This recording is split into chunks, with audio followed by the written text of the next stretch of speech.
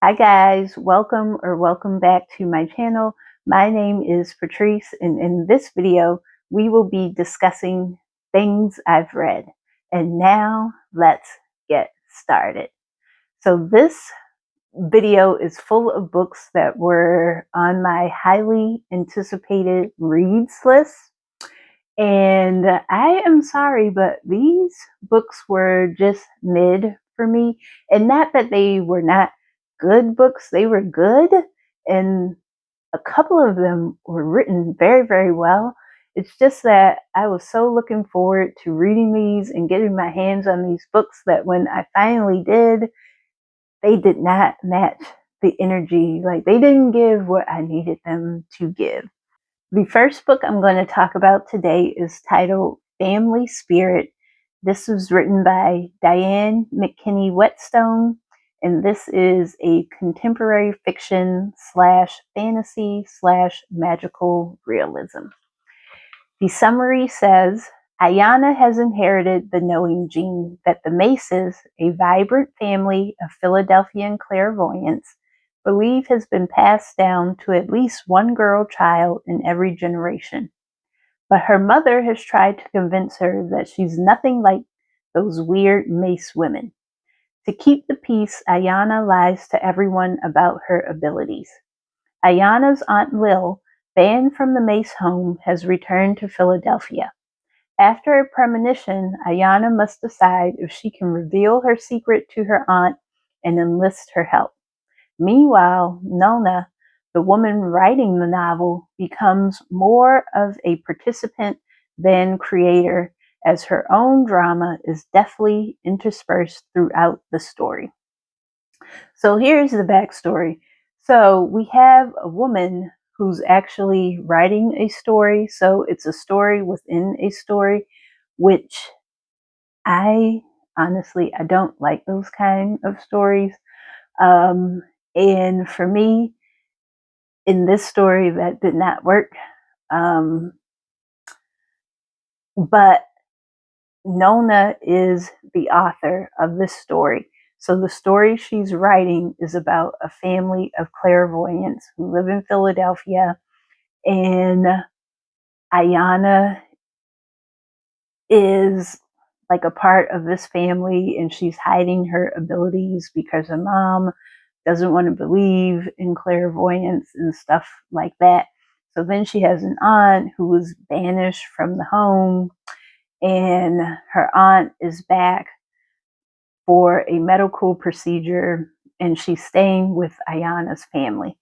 So there's a lot of drama with Ayanna and her family, and like who's going to take over being in charge of the family once Ayanna's great grandmother like passes on and stuff like that.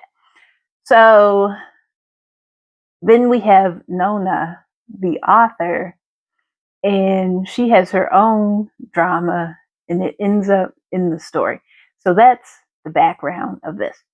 So the things that I like, the characters, I enjoyed the characters. I really did like them. There wasn't anybody that I was just like, oh, this person is horrible. So I liked all of the characters, and I liked the element of like fantasy with the clairvoyance and like how that worked, and how the family like used their gifts. Like, it wasn't in a like a evil way, I guess. It was more of like trying to help people and give people direction and guidance. So I enjoyed that part of the story, and just in general, like the characters and everything. The thing that I did not like, this book ended very, very abruptly. I was waiting. I'm like, where is the rest of the story? I need the rest. Like, we definitely needed another 50 to 100 pages of story. And like I've already mentioned, like the story within the story didn't work because the author, Nana, like I said, she had her own drama, and I kind of wanted to see where that went. But then I was more interested in the story that she was writing. Like, I like the story with Ayana and her family, but nothing ended up being resolved. Like I said, this ended so abruptly, nothing was resolved.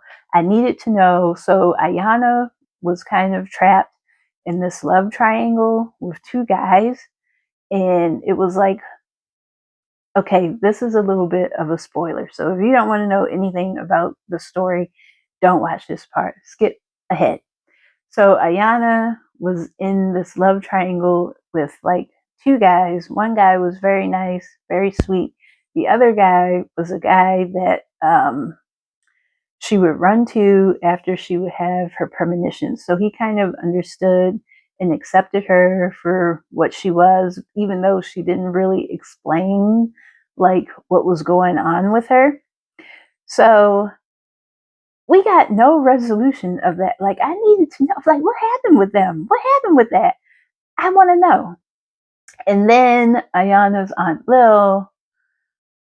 So something major happened with her when she was a teenager, and that's why she got banished from the home. And then she ends up coming back, and her story was never resolved either. Like, I wanted to know what happened with these characters. So there was a lot of like guessing and you making your own conclusions, like what you thought may have happened instead of, the author laying out exactly like what she meant. And this was my first book by Diane McKinney Whetstone. So I'm not sure. Are her other books like this? Please let me know. Maybe I'll get another one, but I hate stories that are not like tied up at the end. I cannot stand it. So this was good. Like, I was in it. But she didn't finish it. So that just brought it down for me. Overall, I ended up giving this a 3.5 out of 5 stars. The next book I'm going to talk about today is Vera Wong's Guide to Snooping on a Dead Man. This was written by Jesse Q. Sutanto, and this is a cozy mystery. The summary says, ever since a man was found dead in Vera's tea house, life has been good. Still, Vera wishes more dead bodies would pop up in her shop, but one mustn't be ungrateful, even if one is slightly bored.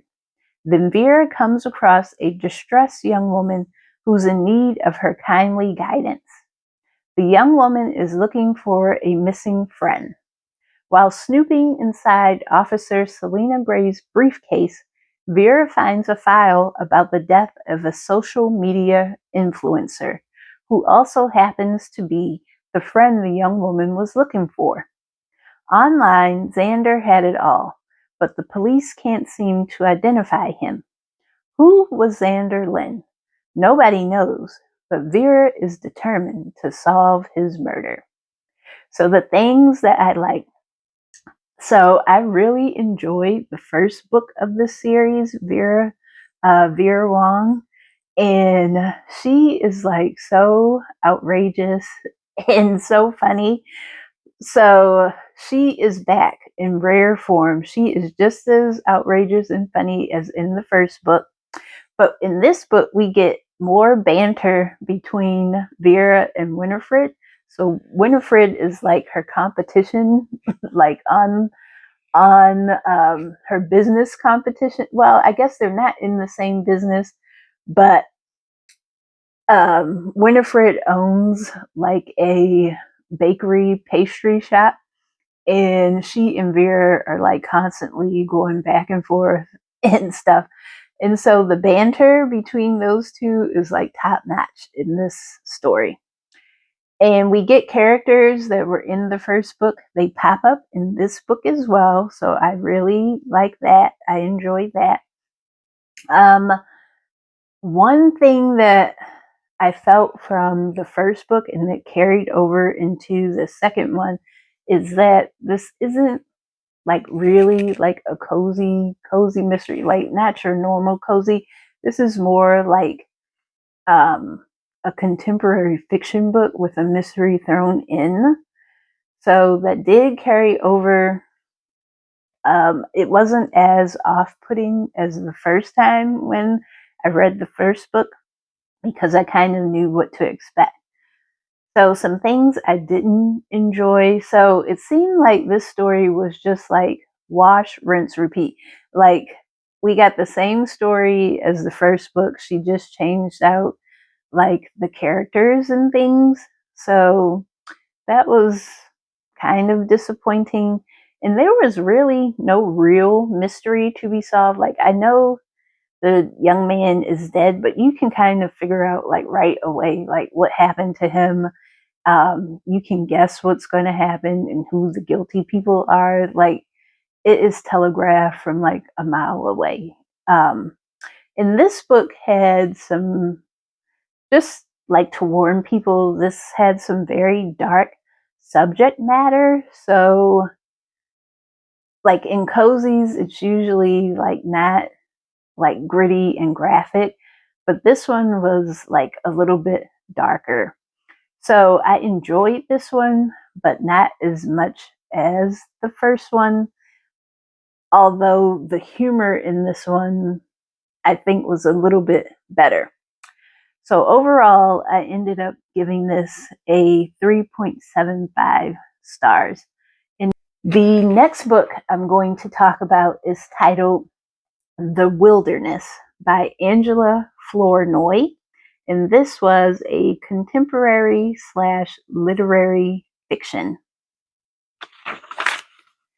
The summary says, Desiree, January, Monique, and Nakia are in their early 20s and at the beginning of their careers, of marriage, of motherhood, and of big city lives in New York and Los Angeles.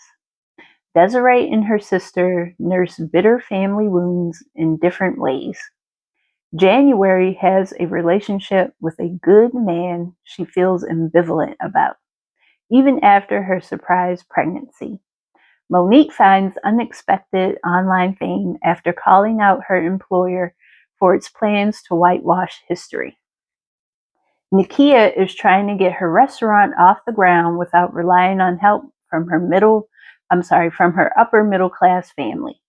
As these friends transition from the late 2000s into the late 2020s, they must figure out what they mean to one another. So I like this book because, usually when you have a story about friends, you're going to get like a lot of drama.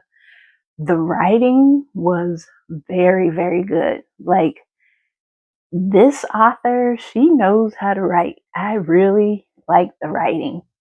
But after that, this book disappointed me the most out of all of the books I'm going to talk about today. I was really looking forward to this story. Like I said, friendship, drama, usually you get like a little bit of humor, a little like pizzazz to the story. And I don't know what it was. This just did not meet my expectations at all. So the things I didn't like, we jump around, like you are like a little jumping bean in this story. You jump from character to character, then you jump timelines. So the timelines go from like the 2000s to 2005 to 2018 to 2024. Then we go to 2027. Then we go back to like 1998. Then you go up to 2004. Like it's jumping around. Like, so the characters jump around, the timelines jump around. You are going to be utterly confused, like utterly confused. And then like, I saw a few other people say this too, and I definitely agree. It just feels like it's not a cohesive story. It's more like short stories put together. So it's not like there is an overarching conflict or problem that connects everything. There isn't. It's really like about these women, and you just read about them at certain points in their lives.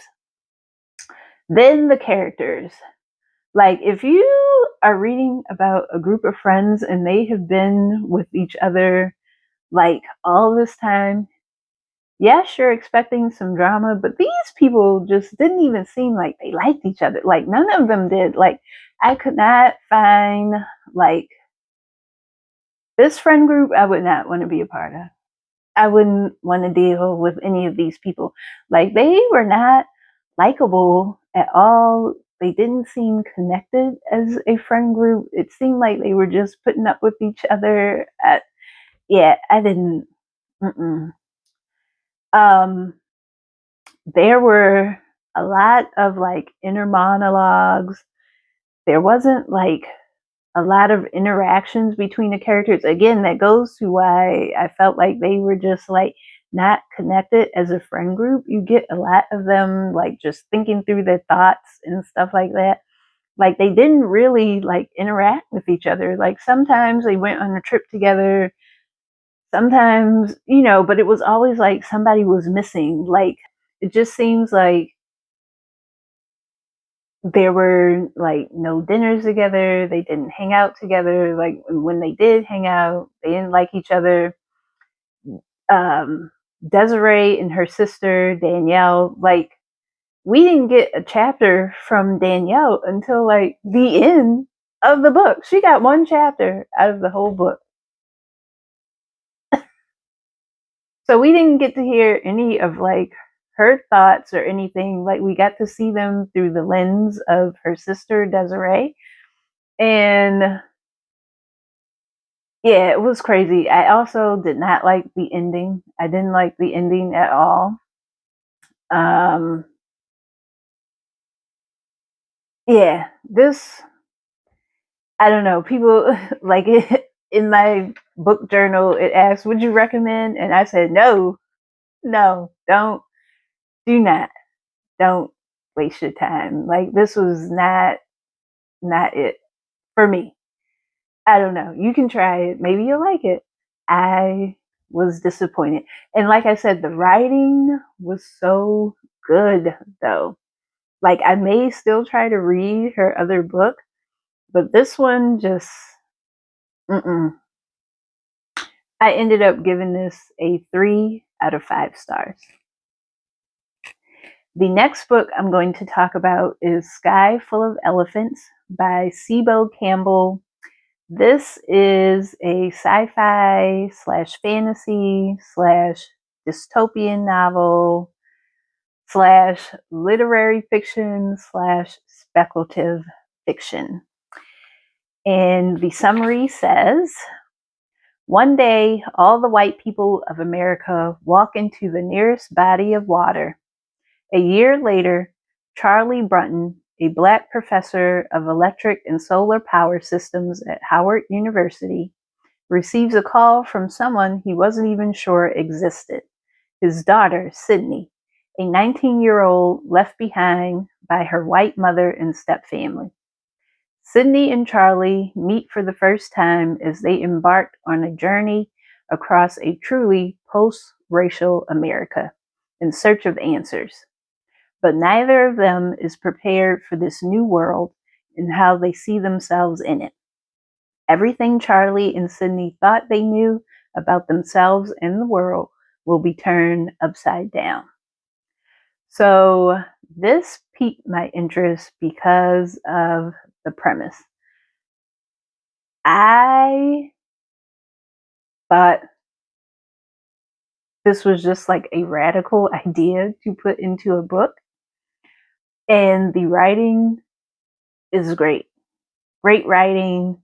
It does make you think the book, like the topic, just, like, what would happen, like, if all white people were gone and then, black people were like in charge of America, the world, yada yada. So yes, great trying to imagine this world and what it would look like. For me, where this fell apart, so I was expecting like a Afro-futurism like tale, but instead we got like a lot of dysfunction and no imagination. So this just felt like,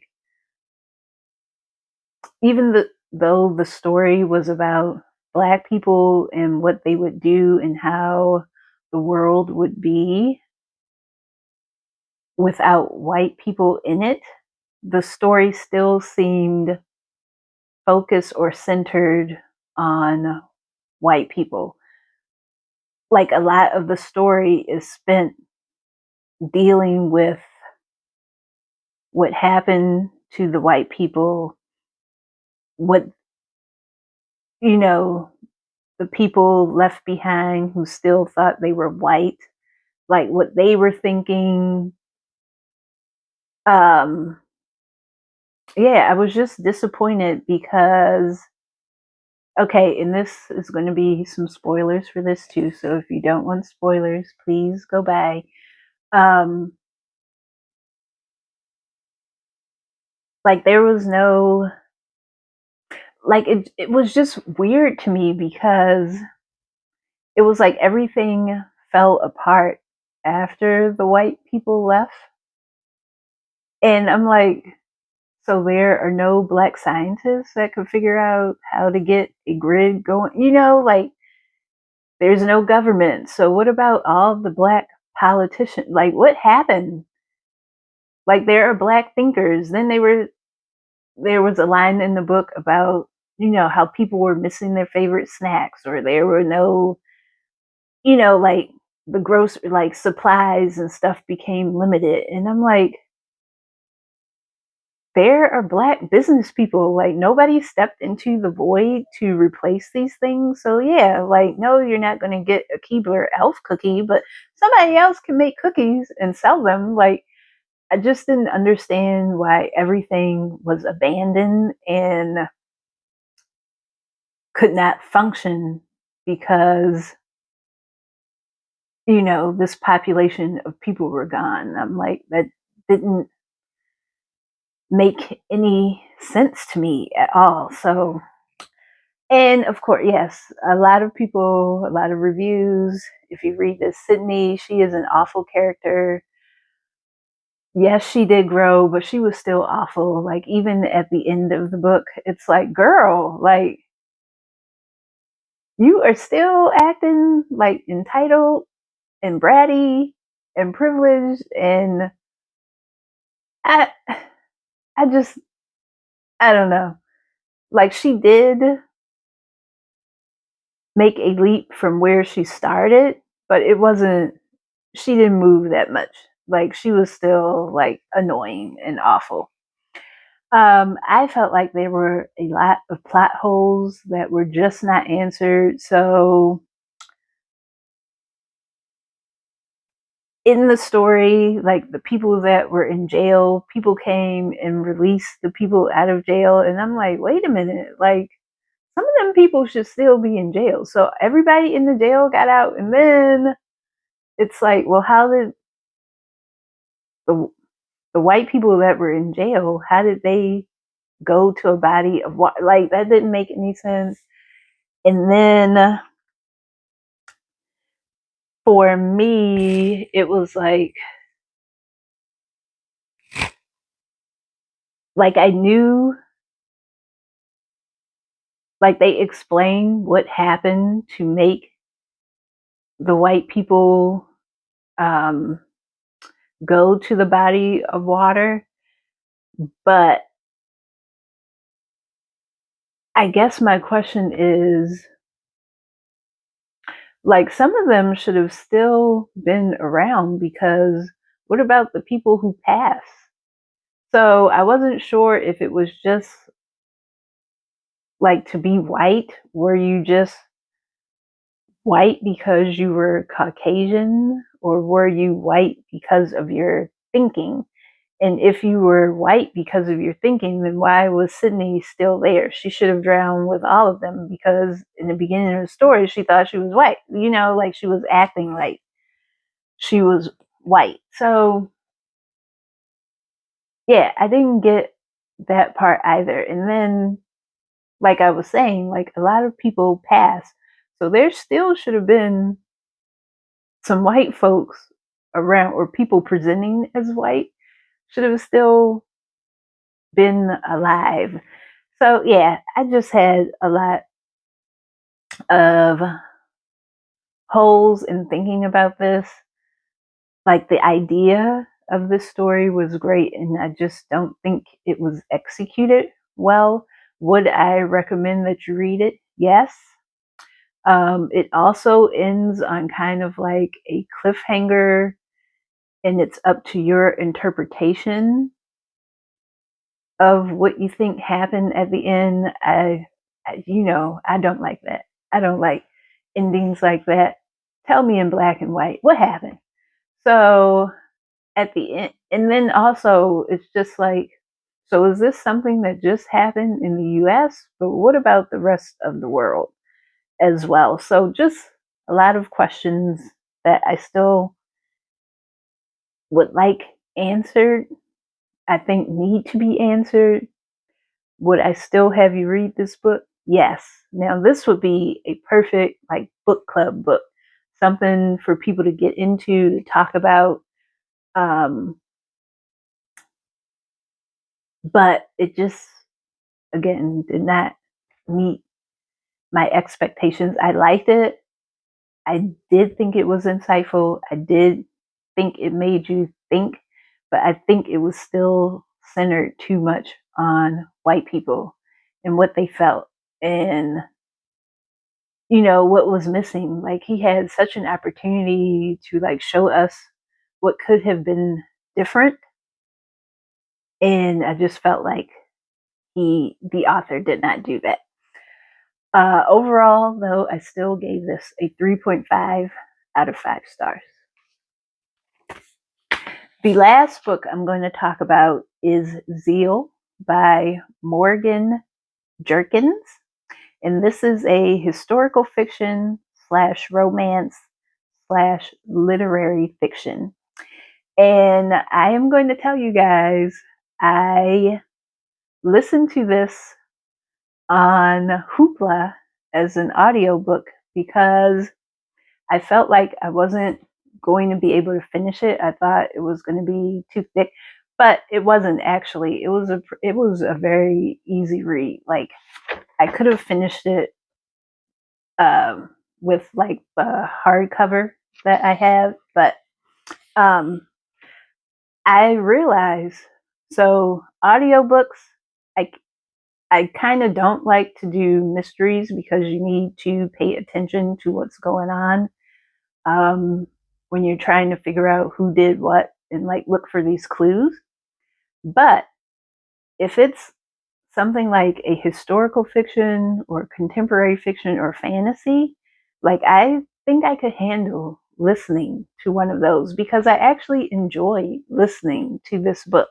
Even I like the narrators. I didn't like this. I liked the first narrator over the second narrator.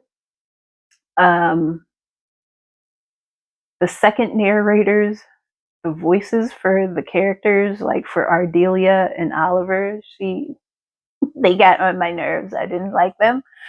But the first narrator, I really enjoyed her. So there may be hope for me in audio books. We shall see. But let me read you this summary. Morgan Jerkins' novel intertwines the stories of star-crossed lovers and their descendants over a span of more than 150 years. Harlem, 2019. Ardelia and Oliver are hosting their engagement party. Oliver gives Ardelia a love note from one of his ancestors. Natchez, 1865. Harrison returns from the Civil War to reunite with the woman he loves, Tirza.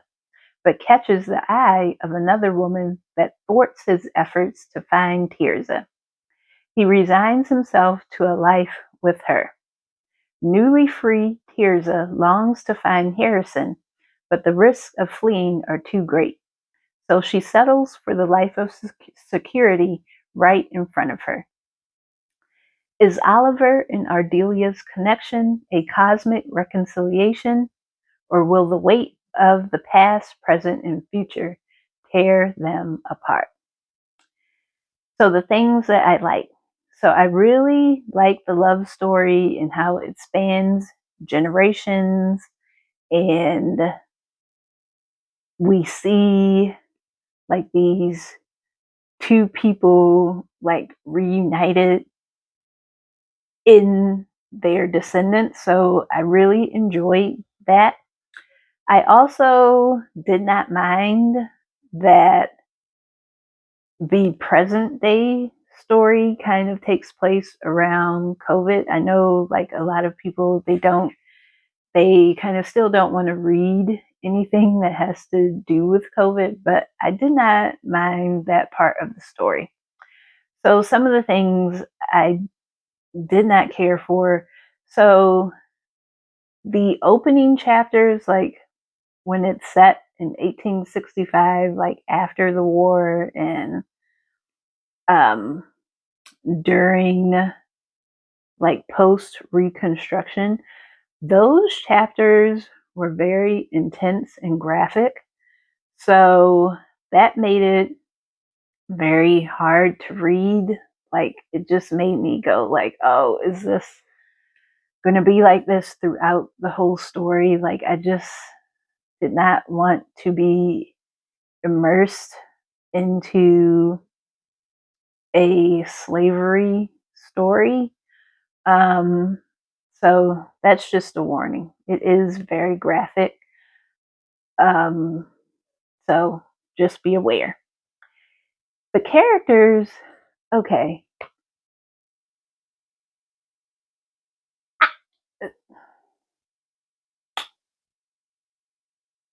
I didn't care for any of these characters. Like Harrison and Tirza, like I know they were trying to get to each other, but they both kind of settled for other people.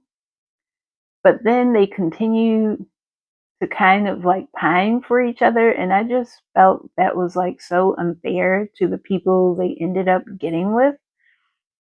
And I know it's supposed to be like this grand love story, but I didn't like that. I didn't like that at all. And then we got some other like plot holes and side quests and like decisions, and it just didn't make any sense. Like the whole thing with, I think I like the past story more than the present. Like Ardelia and Oliver, they just made one bad decision after the next that could have been, you know, like prevented or even worked out if they would have just talked to each other. And because they didn't, it just, to me, it seemed like it drew the story out, like especially with Ardelia, like throwing herself into research over her ancestors that really didn't make any sense to this story. Like you could have cut that out and the story still would have been okay. So we also get like Tirza, she ended up having a son and he got married, and like we really didn't get much of the story with him and his wife. It was sort of like we followed Ardelia's ancestry in her line, and we really were kind of like lost with Oliver's. Like I wanted to see more of like, well, what happened? Like like, we know Oliver is descendant from Tirza, but we just didn't get like a lot of that ancestry or that storyline. I wanted more, I guess, more of like, what happened? What happened to them? Like, how did Oliver end up getting to where he got to? I'm not explaining this right. I think y'all got what I'm trying to say.